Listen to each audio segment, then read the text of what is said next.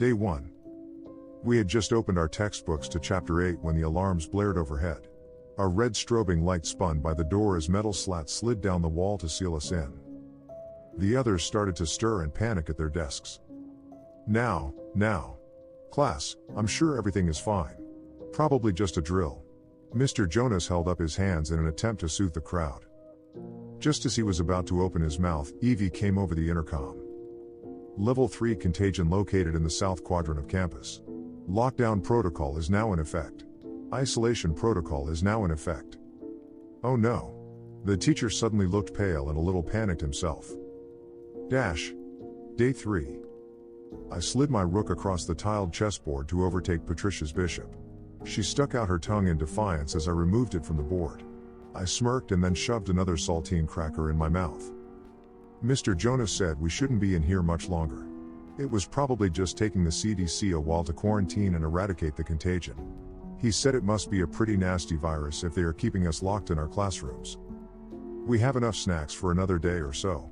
It's been difficult to ration properly when all you have are crackers, candy, and canned spray cheese.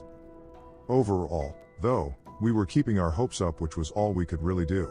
Staying positive, for now. Day 5. The room was starting to smell foul.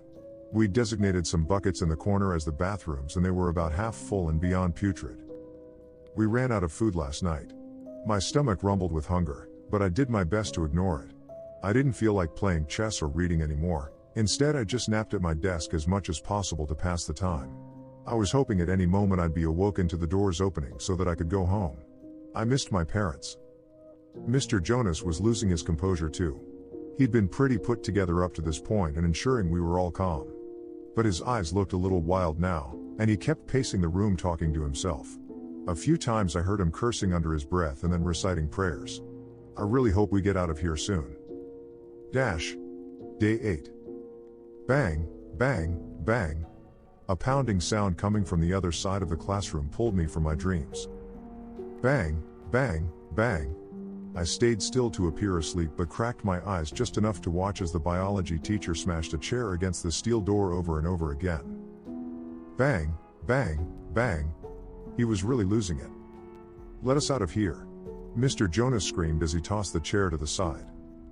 I cannot do that, sir. A level 3 contagion has been detected. I have sealed off the affected area, but you must stay isolated for your safety. The robotic voice hummed over the speakers. He screeched profanities at the camera in the corner of the ceiling. Some of the other boys were becoming aggressive as well. There had been some fights the last couple of mornings. Also, some hands going where they shouldn't be going, back behind the fake plants and lab equipment. It seemed as if we were slowly devolving. Becoming an enclosure of chimpanzees, like one you'd see at the zoo but only hungrier. We needed out, or something terrible was going to happen. Day 10. We'd been on a diet of tap water for the past 5 days. I felt dizzy every time I stood from my desk. The room would spin and I'd almost black out. I kept my footing by sheer force of willpower. I had this irrational fear that if I passed out, I'd be eaten by my classmates, like a pack of hyenas on a gazelle, feasting on my intestines as they spilled across the tiled floor.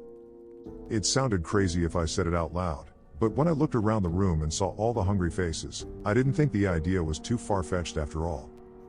Mr. Jonas hasn't said a word in over 12 hours. He's just been sitting at his desk, carving something into the surface of it with an X-Acto knife. For the first time today, I had the thought that maybe we weren't going to make it out of this. Maybe we were all going to die in this classroom. I hung my head and cried. Day 13. Mr. Jonas. Mr. Jonas, stop. Micah cried. Don't you see? We have to do this, we need food. It's survival 101. When the pack is suffering and food is scarce, they turn on their weakest member. It's simple biology. Survival of the fittest. Mr. Jonas had his hands around Trevor's neck, squeezing so hard that the boy's eyes were about to pop from his skull. Trevor struggled beneath him, but he was frail and terribly small for his age. Micah grabbed a large beaker from the table and lifted it high over his head. Mr. Jonas, stop now. Don't make me do this. But the teacher was long gone. His eyes gleamed with delight as drool dripped down his chin from salivating at the thought of a meal. I jumped to my feet as Micah brought the beaker down as hard as he could onto Mr. Jonas' head. It shattered to pieces on impact, knocking the teacher out cold. I helped Micah push him off Trevor. The poor kid was wheezing and gasping for air as tears streamed down his face. "You're alright, it's okay, you're alright." Micah patted the kid on the back, trying to calm him as he wailed. Suddenly there was a scream like a war cry and Mr. Jonas was airborne. He leapt across a desk and plowed into Micah. They both went sprawling across the tile. Micah resisted him, but Mr. Jonas ended up on top and began dropping his elbows viciously on Micah's face, causing blood to spew from his nose and mouth.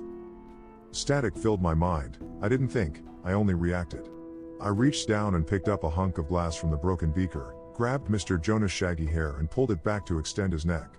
I pulled the glass through the meat of his throat as hard as I could. I'd never seen so much blood before. It poured in a waterfall across Micah's chest. Mr. Jonas fell to the side once more, this time never to get up again.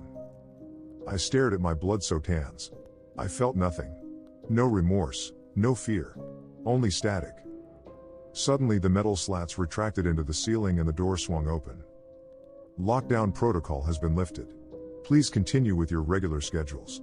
Lockdown protocol has been lifted." Her cheery robotic voice seemed so distant and out of place now. The other students gathered around me, just staring at the pool of blood. I think it was the hunger talking, but a part of me wanted to know what it tasted like. I think the others did too. Thankfully, before that could happen, a man in a suit strolled into the classroom. "Hello, class." His perfect teeth gleamed under the LEDs. Before we could say anything, a team of adults in overalls poured into the room.